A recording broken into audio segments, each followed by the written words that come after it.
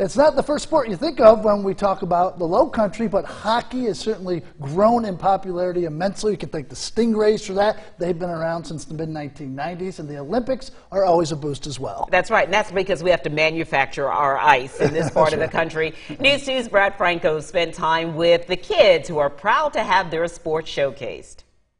It's probably not the first sport you think of when we talk about sports in the low country, but hockey is growing in popularity, and the Olympics are always a boost. North Charleston isn't exactly up north, but the Ice Palace can make it feel that way. About 300 low country kids are part of the youth hockey program here, and part of what separates hockey from other sports, every practice, you're going to find current and former professional players, South Carolina Stingrays, teaching the game that they love, including General Manager Rob Concannon. They look up to these guys. They go to the Stingrays games. As we were talking to some of the other kids here, they're playing hockey because they went to a Stingrays game. And with the Olympics underway and hockey one of the highlights, it's a chance for these kids who play a sport many of their friends don't to have their moment. So what happens when more people watch it? They start to get into it. Yeah, and then what? Then they want to play it. Sheds a spotlight on the sport in general.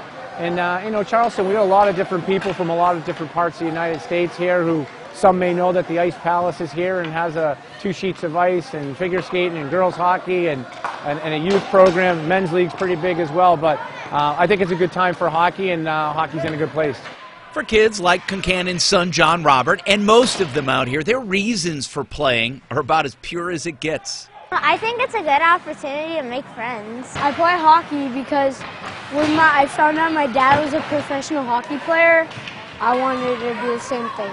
The Winter Games, combined with the recent success of former Stingrays who are now in the NHL, like Colorado Avalanche head coach Jared Bednar, have put hockey in South Carolina on the map.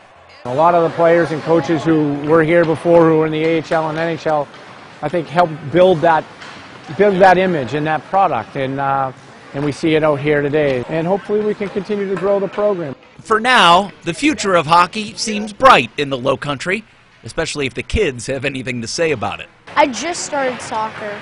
Yeah, and what do you think? It's pretty good. But? It's not better than hockey.